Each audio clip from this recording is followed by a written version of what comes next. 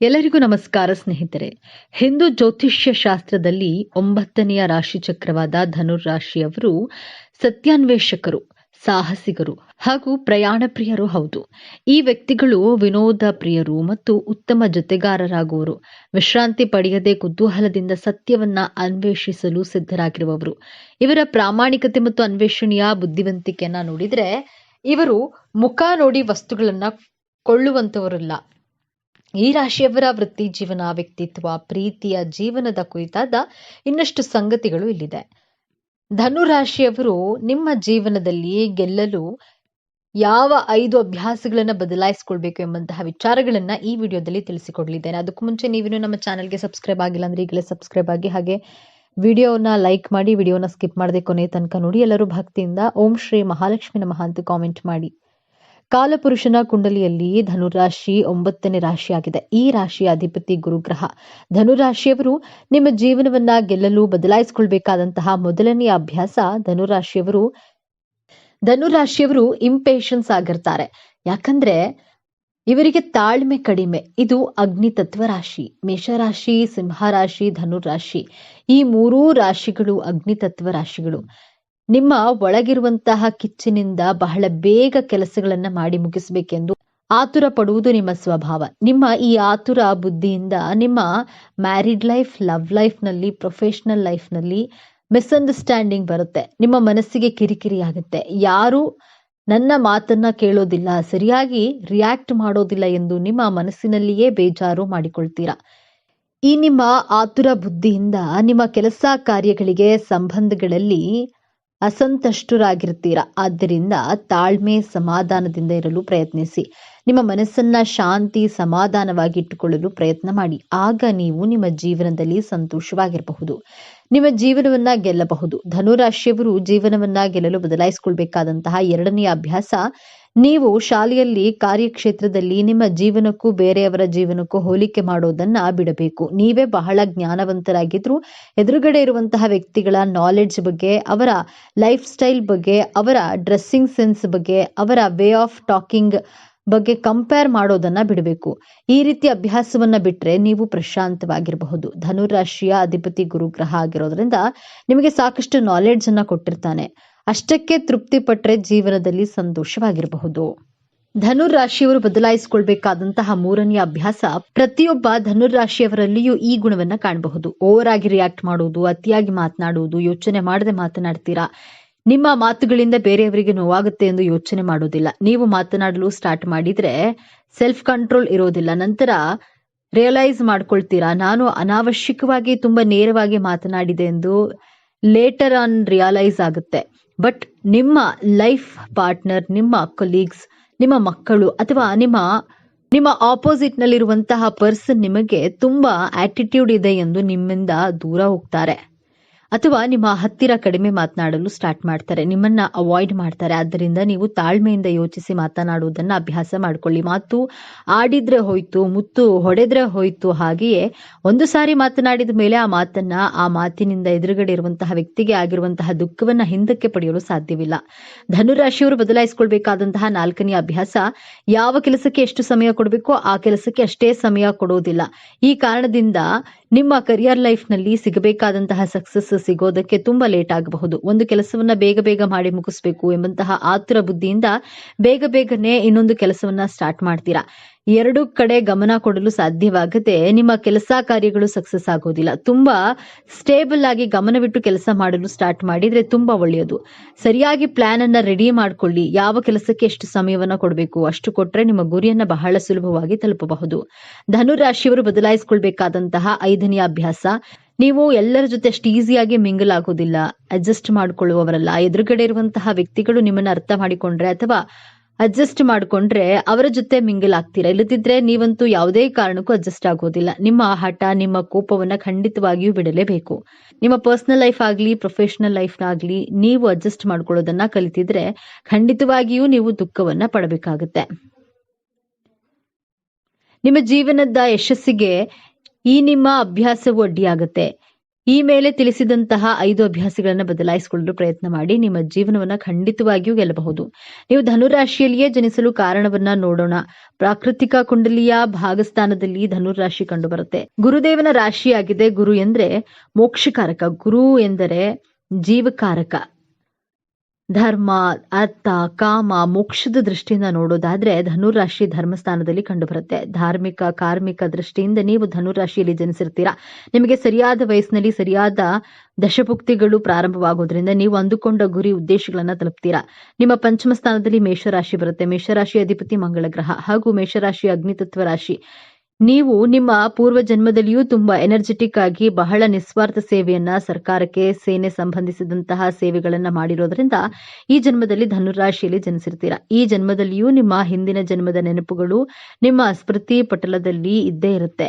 ಆ ಎನರ್ಜಿ, ಆ ಇಂಟರ್ಮೇಷನ್, ತ್ಯಾಗ ಪ್ರವೃತ್ತಿ ಮುಂದುವರಿಯುತ್ತದೆ. ಧನುರಾಶಿಯು ಅಗ್ನಿತತ್ವ ರಾಶಿ ಆಗಿರೋದ್ರಿಂದ ನಿಮ್ಮ ಗುರಿ ಉದ್ದೇಶಗಳ ಕಡೆ ಬೆಂಕಿಯ ರೀತಿ ಪ್ರಯತ್ನವನ್ನ ಮಾಡ್ತೀರಾ.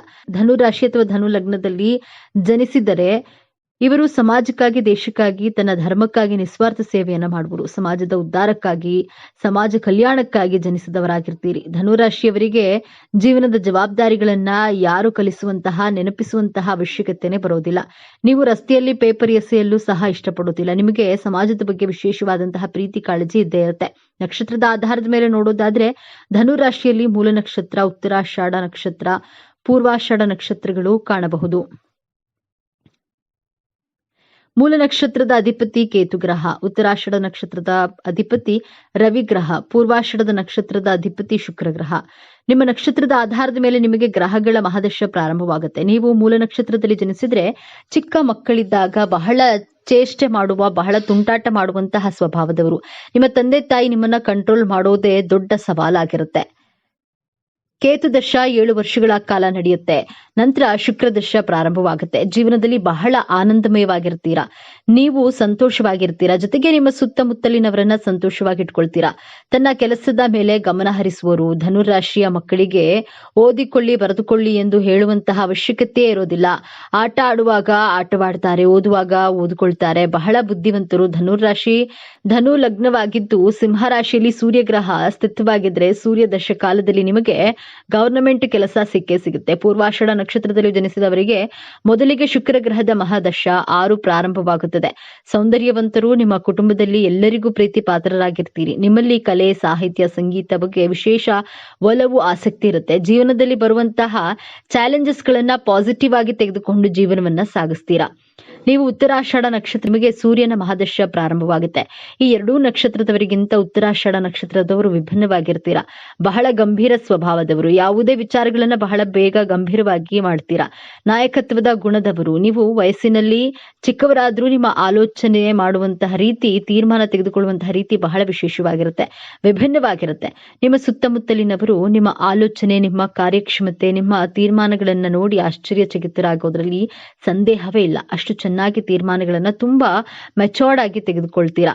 ಇಷ್ಟು ಚಿಕ್ಕ ವಯಸ್ಸಿಗೆ ಅಷ್ಟು ಬುದ್ಧಿ ಇದೆ ಎಂದು, ಎಷ್ಟು ಜ್ಞಾನವಿದೆ ಎಂದು ಆಶ್ಚರ್ಯಚಕಿತರಾಗ್ತಾರೆ. ನಿಮ್ಮ ಮನಸ್ಸಿನ ಇಚ್ಛೆಗಳನ್ನ ಈಡೇರಿಸಿಕೊಂಡು ನಿಮ್ಮ ಗುರಿಗಳನ್ನ ತಲುಪಿ ಮೋಕ್ಷ ಪಡೆಯುವುದಕ್ಕಾಗಿ ಧನುರಾಶಿಯಲ್ಲಿ ನಿಮ್ಮ ಜನನವಾಗಿದೆ. ಧರ್ಮ ಹಾಗೂ ಮೋಕ್ಷದ ದಾರಿಯಲ್ಲಿಯೇ ನಡೆಯುತ್ತೀರಾ.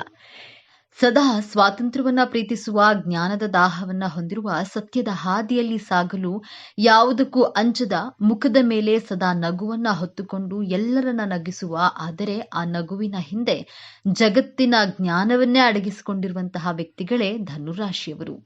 ಧನುರಾಶಿಯ ಬಂಧುಗಳೇ, ನೀವು ಈಗ ನೋಡುತ್ತಿರುವ ಈ ವಿಡಿಯೋ ಆಕಸ್ಮಿಕವಾಗಿ ನಿಮ್ಮ ಮುಂದೆ ಬಂದಿಲ್ಲ. ನಿಮ್ಮ ಜೀವನದ ಅತ್ಯಂತ ನಿರ್ಣಾಯಕ ಘಟ್ಟದಲ್ಲಿ ನಿಂತಿರುವ ನಿಮಗೆ ನಿಮ್ಮ ಇಷ್ಟ ದೇವರು ಅಥವಾ ನಿಮ್ಮ ಗುರುದೇವರು ಒಂದು ಪ್ರಮುಖ ಸಂದೇಶವನ್ನ ನೀಡಲು ಬಯಸುತ್ತಿದ್ದಾರೆ. ಇಷ್ಟು ದಿನ ನೀವು ಅನುಭವಿಸಿದ ನೋವು, ಅವಮಾನ, ಕಷ್ಟಗಳಿಗೆ ಪ್ರತಿಫಲ ಸಿಗುವ ಸಮಯ ಬಂದಿದೆ. ನಿಮ್ಮ ಜೀವನದ ದಿಕ್ಕು ಯಶಸ್ಸಿನ ಉತ್ತುಂಗಕ್ಕೆ ಏರುತ್ತದೆ ಅಥವಾ ಮತ್ತೆ ಪಾತಾಳಕ್ಕೆ ಕುಸಿಯುತ್ತದೆಯೇ?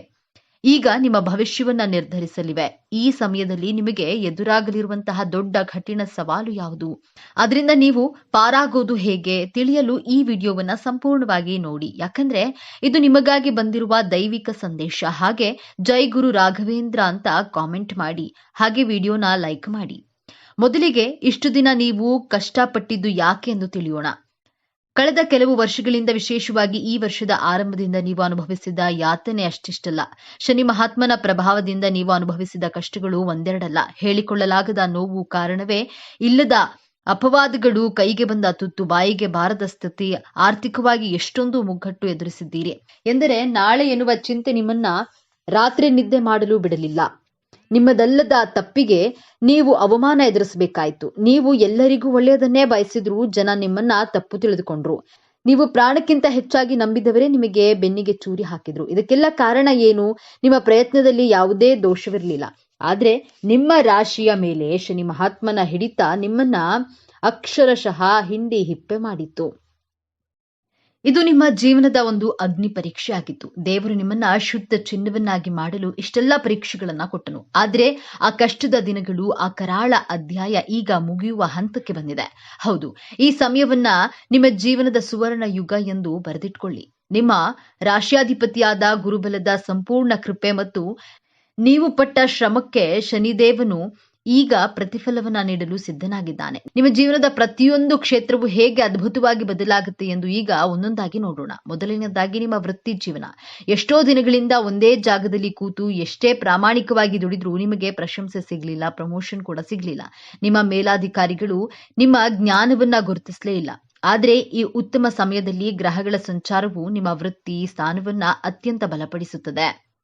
ಯಾರು ನಿಮ್ಮನ್ನ ತುಳಿಯಲು ಪ್ರಯತ್ನಿಸ್ತಿದ್ರೋ ಅವರೇ ನಿಮ್ಮ ಸಲಹೆ ಕೇಳಿ ಬರುವಂತಹ ಸಮಯವಿದು. ಅನಿರೀಕ್ಷಿತವಾಗಿ ಒಂದು ದೊಡ್ಡ ಜವಾಬ್ದಾರಿ ಅಥವಾ ನೀವು ವರ್ಷಗಳಿಂದ ಕಾಯುತ್ತಿದ್ದ ಹಣ ನಿಮ್ಮ ಕೈ ಸೇರಲಿದೆ. ಇನ್ನ ಉದ್ಯೋಗ ಬದಲಾವಣೆ ಮಾಡಬೇಕು ಎಂದುಕೊಂಡವರಿಗೆ, ಈವರೆಗೆ ಕೆಲಸ ಬಿಡಬೇಕು ಬೇಡವಾ ಎಂಬ ಮಹಾಗೊಂದಲದಲ್ಲಿ ಇದ್ದ ನಿಮಗೆ ಈ ಸಮಯ ಅತ್ಯಂತ ಶುಭ ಸಮಯ. ನಿಮಗೆ ಬರುವ ಹೊಸ ಉದ್ಯೋಗದ ಅವಕಾಶ ನೀವು ಕನಸಿನಲ್ಲೂ ನಿರೀಕ್ಷೆ ಮಾಡೋದಕ್ಕಿಂತ ದೊಡ್ಡ ಮಟ್ಟದಲ್ಲಿರುತ್ತೆ. ಸಂಬಳ, ಹುದ್ದೆ ಎರಡರಲ್ಲಿಯೂ ದೊಡ್ಡ ಏರಿಕೆಯನ್ನ ಕಾಣ್ತೀರಿ. ವಿದೇಶಕ್ಕೆ ಹೋಗುವ ಪ್ರಯತ್ನದಲ್ಲಿದ್ರೆ, ವೀಸಾ ನಿರೀಕ್ಷೆಯಲ್ಲಿದ್ರೆ ಶುಭ ಸುದ್ದಿ ಸಿಗಲಿದೆ, ನಿಮ್ಮ ಕಿವಿಗೆ ಬೀಳಲಿದೆ.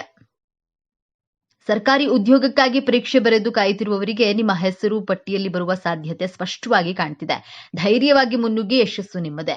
ಎರಡನೆಯದಾಗಿ ಶತ್ರುಗಳ ಕಾಟ ಮತ್ತು ಕೋರ್ಟ್ ಕಚೇರಿ ವಿಚಾರಗಳು.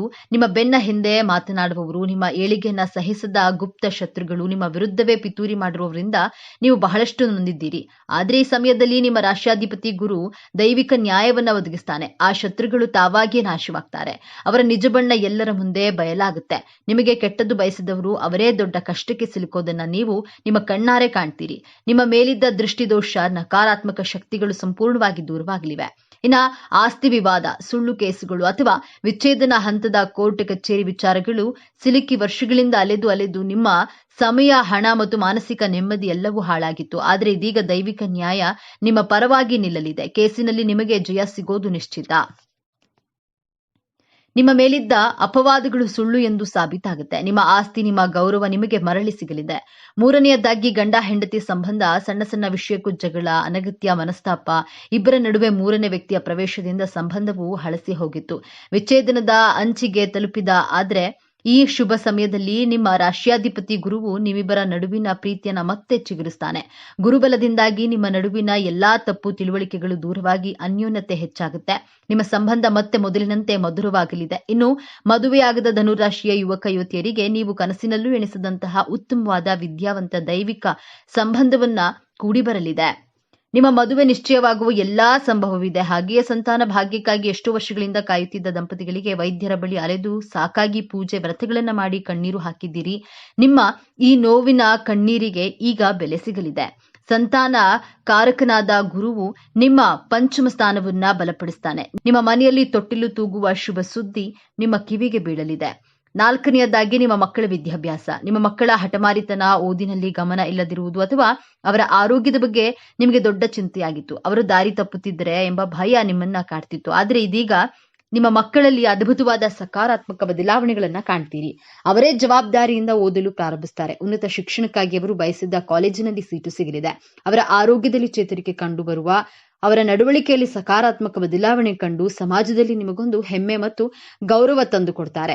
ನಿಮ್ಮ ಚಿಂತೆ ದೂರವಾಗಲಿದೆ. ಐದನೆಯದಾಗಿ ನಿಮ್ಮ ಆರ್ಥಿಕ ಸ್ಥಿತಿ. ಇದು ಅತ್ಯಂತ ಪ್ರಮುಖವಾದ ಬದಲಾವಣೆ. ನೀವು ನಂಬಿಕೊಟ್ಟ ಸಾಲ, ನಿಮ್ಮ ಒಳ್ಳೆಯತನವನ್ನೇ ಬಳಸಿಕೊಂಡು ಆಪ್ತರಿಗೆ ಕೊಟ್ಟ ಹಣ ವಾಪಸ್ ಬಾರದೆ ನಿಮಗೆ ಮೋಸ ಹೋಗಿದ್ರೆ, ಆ ಹಣ ಇನ್ನೇನು ಬರೋದೇ ಇಲ್ಲ ಎಂದು ನೀವು ಕೈ ಚೆಲ್ಲಿದ್ರೆ ಆದರೆ ಈಗ ಯಾರು ನಿಮ್ಮಿಂದ ಹಣ ಪಡೆದಿದ್ರು ಅವರೇ ನಿಮ್ಮನ್ನ ಹುಡುಕಿಕೊಂಡು ಬಂದು ನಿಮ್ಮ ಹಣವನ್ನ ವಾಪಸ್ ಕೊಡುವ ಚಮತ್ಕಾರ ನಡೆಯಲಿದೆ. ಅಥವಾ ಕಾನೂನಿನ ಮೂಲಕವಾದ್ರೂ ನಿಮ್ಮ ಹಣ ನಿಮ್ಮ ಕೈ ಸೇರೋದು ಖಂಡಿತ.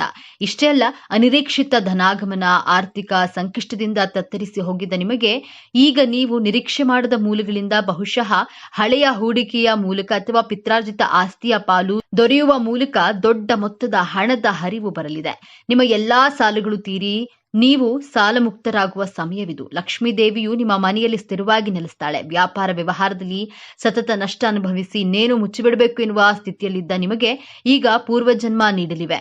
ನಿಮ್ಮ ವ್ಯಾಪಾರಕ್ಕೆ ಹೊಸ ಪಾಲುದಾರರು ಸಿಗಬಹುದು ಅಥವಾ ನಿಮ್ಮ ಹೊಸ ಆಲೋಚನೆಯೊಂದು ದೊಡ್ಡ ಮಟ್ಟದಲ್ಲಿ ಯಶಸ್ಸು ಕಾಣಬಹುದು. ಗ್ರಾಹಕರ ಸಂಖ್ಯೆ ಹೆಚ್ಚಾಗಿ ನಿಮ್ಮ ಲಾಭವು 10 ಪಟ್ಟು ಹೆಚ್ಚಾಗಲಿದೆ. ಇಷ್ಟೆಲ್ಲ ಅದ್ಭುತ ಯಶಸ್ಸು, ಹಣ, ಗೌರವ, ಸಂಬಂಧಗಳು ಎಲ್ಲವೂ ನಿಮ್ಮದಾಗಲಿದೆ. ಆದ್ರೆ ನಿಮ್ಮ ಮುಂದೆ ಒಂದು ಅತ್ಯಂತ ಕಷ್ಟಕರವಾದ ಸವಾಲು ಕೂಡ ಎದುರಾಗುತ್ತದೆ. ಈ ಸವಾಲನ್ನ ನೀವು ಗೆಲ್ಲಲೇಬೇಕು. ಆ ಸವಾಲು ಹೊರಗಿನಿಂದ ಬರುವುದಿಲ್ಲ, ಅದು ನಿಮ್ಮ ಶತ್ರುಗಳಿಂದ ಬರೋದಿಲ್ಲ, ಅದು ನಿಮ್ಮ ಒಳಗಿನಿಂದಲೇ ಬರುತ್ತೆ. ಆ ಸವಾಲೇ ನಿಮ್ಮ ಅತಿಯಾದ ನಂಬಿಕೆ ಮತ್ತು ಹಣದ ಅಜಾಗರೂಕತೆ. ಹೌದು, ಧನುರಾಶಿಯವರೇ, ನಿಮ್ಮ ರಾಶಿಯಾಧಿಪತಿ ಗುರು. ನಿಮಗೆ ಒಳ್ಳೆಯ ಮನಸ್ಸು, ಎಲ್ಲರನ್ನ ಬೇಗ ನಂಬಿ ಬಿಡ್ತೀರಿ. ಕಳೆದ ವರ್ಷದಲ್ಲಿ ಇದೇ ಕಾರಣಕ್ಕೆ ನೀವು ಮೋಸ ಹೋಗಿದ್ದೀರಿ. ಈಗ ಅನಿರೀಕ್ಷಿತ ಯಶಸ್ಸು, ಹಣ, ಅಧಿಕಾರ ನಿಮ್ಮ ಕೈಗೆ ಬಂದಾಗ ನೀವು ಮತ್ತೆ ಹಳೆಯ ತಪ್ಪುಗಳನ್ನೇ ಮಾಡುವ ಸಾಧ್ಯತೆ ಇದೆ. ಯಾರ್ಯಾರು ನಿಮಗೆ ಮೋಸ ಮಾಡಿದ್ದರೋ ಅವರೇ ಬಂದು ಮತ್ತೆ ಒಳ್ಳೆಯ ಮಾತನಾಡಿದರೆ ನೀವು ಮತ್ತೆ ಅವರನ್ನ ನಂಬಿ ಬಿಡಬಹುದು. ಕೈಗೆ ಬಂದ ಹಣವನ್ನ ಸರಿಯಾಗಿ ಉಳಿಸದೆ ಅತಿಯಾದ ಆತ್ಮವಿಶ್ವಾಸದಿಂದ ಬೇರೆ ಕಡೆ ಹೂಡಿಕೆ ಮಾಡಿ ಅಥವಾ ಬೇರೆಯವರಿಗೆ ಜವಾಬ್ದಾರಿ ಇಲ್ಲದೆ ಮಾತು ಕೊಟ್ಟು ಮತ್ತೆ ಸಂಕಷ್ಟಕ್ಕೆ ಸಿಲುಕುವ ಅಪಾಯವಿದೆ. ಈ ಒಂದು ದೊಡ್ಡ ತಪ್ಪಿನಿಂದ ನಿಮ್ಮ ಕೈಗೆ ಬಂದ ಭಾಗ್ಯವೆಲ್ಲವೂ ನಿಮ್ಮನ್ನ ಬಿಟ್ಟು ಹೋಗುವ ಅಪಾಯವಿದೆ. ಯಶಸ್ಸು ಪಡೆಯುವುದು ಎಷ್ಟು ಮುಖ್ಯವೋ ಅದನ್ನು ಉಳಿಸ್ಕೊಳ್ಳೋದು ಅದಕ್ಕಿಂತಲೂ ಮುಖ್ಯ. ಈ ಅಜಾಗರೂಕತೆ ಮತ್ತು ಬೇಗ ನಂಬುವ ಸ್ವಭಾವವೇ ನೀವು ಎದುರಿಸುವ ಅತಿ ದೊಡ್ಡ ಸಮಸ್ಯೆ. ಹಾಗಾದ್ರೆ ಈ ದೊಡ್ಡ ಸಮಸ್ಯೆಯಿಂದ ಪಾರಾಗುವುದು ಹೇಗೆ? ಈ ಯಶಸ್ಸನ್ನ ಶಾಶ್ವತವಾಗಿ ಉಳಿಸ್ಕೊಳ್ಳೋದು ಹೇಗೆ? ಪರಿಹಾರ ತುಂಬಾ ಸರಳ, ಆದ್ರೆ ಇದನ್ನ ನೀವು ಅತ್ಯಂತ ಶ್ರದ್ಧೆಯಿಂದ ಪಾಲಿಸಬೇಕು. ಮೊದಲನೆಯದಾಗಿ ಯೋಚಿಸಿ ನಿರ್ಧರಿಸಿ. ಯಾರಾದ್ರೂ ಬಂದು ಹಣ ಕೇಳಿದ್ರೆ ಅಥವಾ ದೊಡ್ಡ ಆಫರ್ ಕೊಟ್ರೆ ಅಥವಾ ನೀವು ಯಾರಿಗಾದ್ರೂ ಮಾತು ಕೊಡುವ ಮೊದಲು 1 ದಿನ ಸಮಯ ಕೊಡಿ ಎಂದು ಹೇಳಿ ಆತುರದ ನಿರ್ಧಾರಗಳನ್ನ ಸಂಪೂರ್ಣವಾಗಿ ನಿಲ್ಲಿಸಿ. ಎರಡನೆಯದಾಗಿ ನಿಮ್ಮ ರಾಶಿಯಾಧಿಪತಿಯಾದ ಗುರುವಿನ ಕೃಪೆಗಾಗಿ ಪ್ರತಿ ಗುರುವಾರ ಹತ್ತಿರದ ದೇವಸ್ಥಾನಕ್ಕೆ, ವಿಶೇಷವಾಗಿ ದತ್ತಾತ್ರೇಯ, ಸಾಯಿಬಾಬಾ ಅಥವಾ ರಾಘವೇಂದ್ರ ಸ್ವಾಮಿಗಳ ದೇವಸ್ಥಾನಕ್ಕೆ ಹೋಗಿ ಅಥವಾ ಹಸಿದವರಿಗೆ ಕಡಲೆಬೇಳೆ ಅಥವಾ ಬಾಳೆಹಣ್ಣನ್ನ ದಾನ ಮಾಡಿ. ಇದು ನಿಮ್ಮ ಬುದ್ಧಿಯನ್ನ ಚುರುಕಾಗಿಸಿ ಸರಿಯಾಗಿ ನಿರ್ಧಾರವನ್ನ ತೆಗೆದುಕೊಳ್ಳುವ ಶಕ್ತಿ ನೀಡುತ್ತೆ. ಮೂರನೆಯದಾಗಿ ಕೃತಜ್ಞತೆ. ನಿಮಗೆ ಯಶಸ್ಸು ಸಿಕ್ಕಾಗ, ಹಣ ಬಂದಾಗ ಅದನ್ನ ತಲೆಗೆ ಏರಿಸಿಕೊಳ್ಬೇಡಿ. ತಕ್ಷಣ ನಿಮ್ಮ ಇಷ್ಟ ದೇವರನ್ನ ಅಥವಾ ಗುರುವನ್ನ ಮನಸ್ಸಿನಲ್ಲಿ ಸ್ಮರಿಸಿ, ಇದೆಲ್ಲ ನಿಮ್ಮ ಕೃಪೆ, ನನ್ನದಲ್ಲ ಎಂದು ಕೃತಜ್ಞತೆ ಸಲ್ಲಿಸಿ. ಯಶಸ್ಸು ಬಂದಾಗ ತಲೆಬಾಗಿರಿ. ಈ ಒಂದು ವಿನಯವಂತಿಕೆ ನಿಮ್ಮ ಎಲ್ಲಾ ಭಾಗ್ಯವನ್ನ ನಿಮ್ಮ ಬಳಿಯೇ ಉಳಿಸುತ್ತದೆ. ಧನುರಾಶಿಯವರು, ನಿಮ್ಮ ಜೀವನವನ್ನ ಸಂಪೂರ್ಣವಾಗಿ ಬದಲಾಯಿಸುವ ಶಕ್ತಿ ಈಗ ನಿಮ್ಮ ವಿಜಯದ ಆರಂಭವಾಗಲಿದೆ. ನೀವು ಅನುಭವಿಸಿದ ಪ್ರತಿಯೊಂದು ನೋವಿಗೂ ಈಗ ಪ್ರತಿಫಲ ಸಿಗಲಿದೆ. ನಿಮ್ಮ ಕಣ್ಣೀರು ಈಗ ಆನಂದ ಭಾಷ್ಪವಾಗಿ ಬದಲಾಗುವ ಸಮಯ ಬಂದಿದೆ. ನೆನಪಿಡಿ, ಈ ವಿಡಿಯೋ ನಿಮಗೆ ತಲುಪಿದ್ದು ಆಕಸ್ಮಿಕವಲ್ಲ. ಇದು ನಿಮ್ಮ ಇಷ್ಟ ದೇವರು ನಿಮಗೆ ನೀಡುತ್ತಿರುವ ಸ್ಪಷ್ಟ ಸಂದೇಶ. ಈ ಅದ್ಭುತ ಸಮಯವನ್ನ ಸದುಪಯೋಗಪಡಿಸಿಕೊಳ್ಳಿ. ನಿಮ್ಮ ಜೀವನದ ಹೊಸ ಅಧ್ಯಾಯಕ್ಕೆ ತಯಾರಾಗಿ. ನಿಮ್ಮ ನಂಬಿಕೆಯ ಸಂಕೇತವಾಗಿ ನಿಮ್ಮ ಜೀವನ ಬದಲಾಗಬೇಕು ಎನ್ನುವ ಸಂಕಲ್ಪದೊಂದಿಗೆ ತಪ್ಪದೆ ನಿಮ್ಮ ಕುಲದೇವರ ಅಥವಾ ನಿಮ್ಮ ಇಷ್ಟದೇವರ ಹೆಸರನ್ನ ಕಾಮೆಂಟ್ ಮಾಡಿ. ಆ ಭಗವಂತನು ನಿಮ್ಮನ್ನ ಸದಾ ಕಾಪಾಡಲಿ. ಸರ್ವೇ ಜನ ಸುಖಿನೋ ಭವತು. ಇದೇ ತರಹದ ಜ್ಯೋತಿಷ್ಯಕ್ಕೆ ಸಂಬಂಧಪಟ್ಟಂತಹ ವಿಡಿಯೋ ನೋಡಲು ನಮ್ಮ ಚಾನೆಲ್ಗೆ ಸಬ್ಸ್ಕ್ರೈಬ್ ಆಗಿ, ವಿಡಿಯೋ ಲೈಕ್ ಮಾಡಿ, ಶೇರ್ ಮಾಡಿ.